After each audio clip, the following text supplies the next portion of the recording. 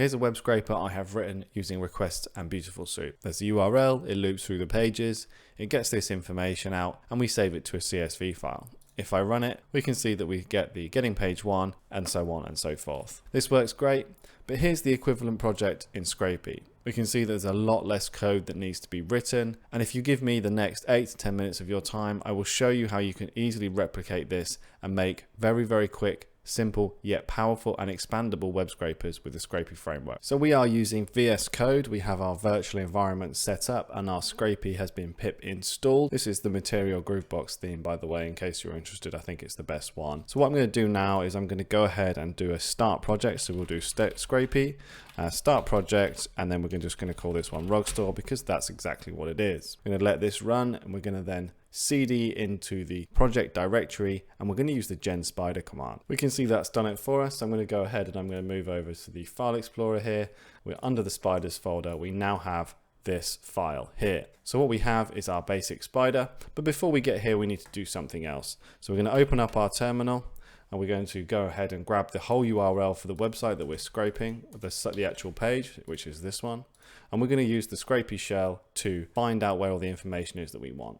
Now I like to create a separate file. I'm going to save this as info.md, which is a markdown file, and I'm going to say in here there's going to be the CSS selectors that we need, so I can paste them in nice and easily.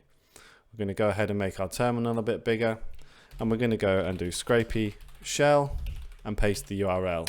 The good thing about using the shell is that it will show you exactly what your Scrapy is seeing when it gets a response from the server. If you can find the information in the shell, you can scrape it without any extra need for JavaScript rendering or stuff like that we'll cover in a separate video. This is run by, I can see that I get a 200 response.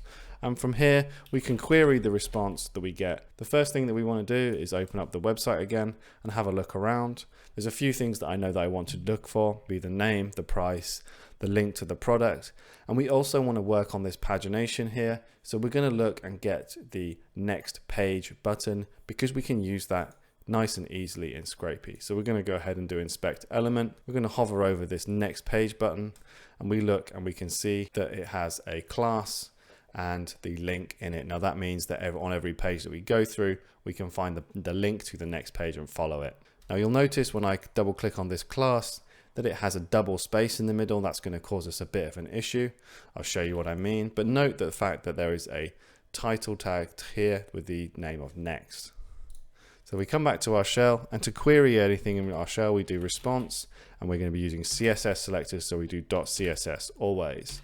The next thing that we want to do is open our brackets and our quotation marks, and we need to say what sort of tag this was that we're looking for, and this one was an A tag, so we do A. To ask for the class we do a dot, and we paste it in here, close it up, hit enter, we get nothing. Quite often you can close a space with a dot, however this was a double space. So we kind of get something, but we get two things back here.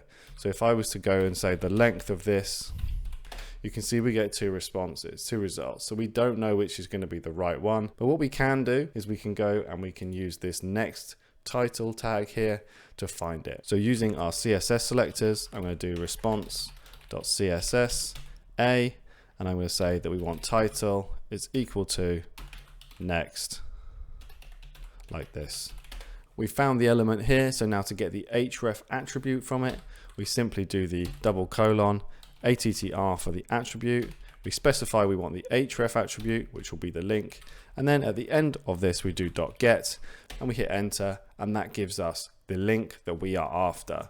So we're going to copy all of this because we're going to use this again, and we're going to put up here, next page is equal to, and that is our CSS selector for the next page.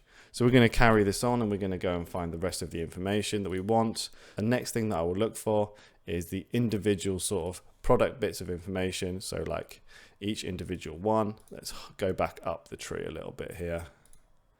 Okay, so we can see now we've got our list item class, and as I hover over each one, we get each bits of information. Now, each one of these is the thing that we want to loop through, that we want to get the specific info from. A good tip that I've got is always go down one and see if there's something else. If you go down through each one, we get this div class product item info, which has all the information in it. It just cuts off this first tag. So I'm going to go ahead and copy this, and we'll remember that it's a div tag. We're going to go back to our shell, and we're going to do response.css. It was a div, so div dot, paste in the class, because when we do dot, it's a class, and hit enter. We can see we get lots of responses. So let's clear that up. And again, let's go to ask for the length. And I think it was 37 on one page. It is. So we're getting 37, which is all of the products on that page. So this is important because we want to copy this, or products is equal to this. Now we can go in a bit further and find the specific bits of the information that we want. Here's the price. Span class price is in there nice and easy. Response.css again. I'll open our brackets and our quote marks. It was a span tag and the class was price. Now to get the text information from this element, double colon text. Nice and easy. Because we're asking for the text, we get all of this back. We want to get the first one that we get, dot get. There it is. Let's copy that and we can say the price is equal to, and that's our CSS selector for the price. The next bit of information that we would probably want to grab is probably the name of the product or the link, or let's get both. So if I hover over the name of this product here, we can see that the actual name is cut off. So it doesn't give you everything. It shows you it all here. But we do have the link here. So let's go ahead and copy that whilst we're here. Same thing, response.css, a tag. That was the class, and we'll do attr href dot get. There's the link for the products. So let's copy that. Link is equal to. Now we just need to do a little bit more investigation to see if the full name of the product is in here somewhere, and I can see it right here. There it is. In this tag here we have the alt, which has the full name for the product. So we can get that information out. Let's go up. It's in an image tag. Here's the class, and we want the information that is in alt. Fine, no problem. Let's copy that. So we want to do response again, .css, and it was an image tag, dot for a class, and here's the gap I was talking about earlier. Let's close that with a dot, and we wanted the alt information. Now this is an attribute from the tag, so we do attr alt, and then we can do .get at the end to get that specific information. Bam, there's the full product name. So let's go ahead and copy this selector out, name. It's all about looking to see where the information is and where the easiest way to get it from. So I think we're probably done with the shell for now. We have our next page, we have where all the products are, and we have our three bits of information that we are going to get per product. So now we can start to construct our spider. If we go back to the empty shell that we had here, if we look at this, we have the start URLs list. Now this works in two ways. You can either have a URLs list and you can call the specific command to start the requests, or in our case, because it's nice and simple, all I'm going to do is take the URL that we want to start on, and I'm going to put it into this list. The Scrapy framework will do the rest. What we need to do now is we need to finish up our pass function, which is going to take the response from each page. Now it's worth noting that we start on this page, but we're going to do a callback to loop through, if you like, our pass function. So this is where we need our CSS selectors. Now this is where all the products were. So I'm going to say for item in, and we're going to call our response there. We're going to start a loop. Let's get rid of this pass.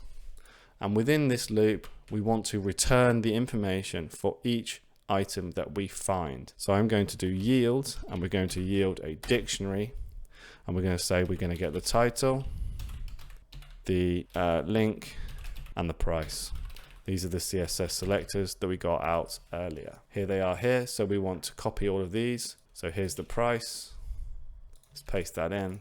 Here's the link. Again, paste that in. And here is the name of the product. We'll call it title here. Let's paste that in.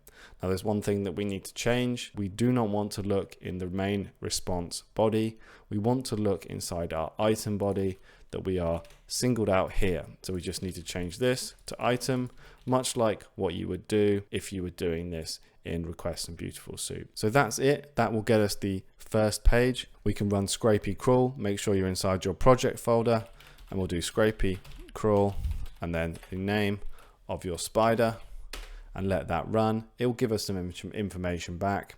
This should only be the first page because we haven't set up the pagination yet. So a lot of information just came by. Let's take a second to actually check it out. The ones you're going to be interested in: item scrape count 37. We know there was 37 items on that page. We scroll up, we can start to see some of the information. There's the name, there's the link, and there's the price. So now we need to work out the pagination. So we're going to stay inside our pass function. We're going to come back to our info where we got this next page is equal to. So we're staying in our pass function but outside our for loop, and we're saying this is our next page. If next page is not none, then we can yield response.follow next page, and then our callback self.pass. So what this is saying, we need an equal sign in here, is that look for this element and this specific href, the URL. If it exists, let's follow it. If it doesn't, let's not. That is as simple as our pagination can be. And if you think back to the beginning when I showed you my beautiful soup example, the pagination was a lot more complicated than this. We're going to come back to our terminal project again, and we're going to do Scrapy Crawl, and we're going to see how many pages we can get. Hopefully there's all of them. I believe there are somewhere in the region of 160 odd pages on this website. We can see how quickly the pages are going by. You can just about see the numbers here, 5, 6, 7. Scrapy is quick at web scraping. I'm going to stop this now, and we're going to have a look, and we can see that we're getting this title link none here, and that is because there is an element on the web page that matches our criteria but doesn't have any information in it. Scrapy will just collect that information for you. If you were doing this in Beautiful Soup and requests, you'd have to error handle that manually. So that's it, guys. That's how you can quickly and easily create a super simple but yet fast and expandable Scrapy web scraper. And if you're interested in this, check out the video on the screen for more.